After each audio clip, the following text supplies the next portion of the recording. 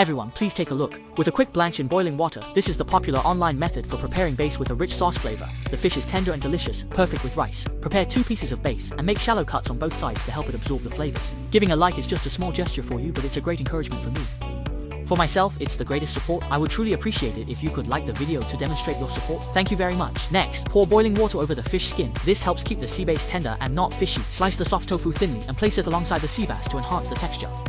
If possible, add 2 eggs, drizzle cooking wine to remove the fishy smell, and half a spoon of light soy sauce for flavor. Add pickled pepper and soybean paste, bring it to a boil and steam on high heat for 6 minutes. This way, the pickled pepper sea base will be tender, nutritious, and tasty. If you like it, give it a try.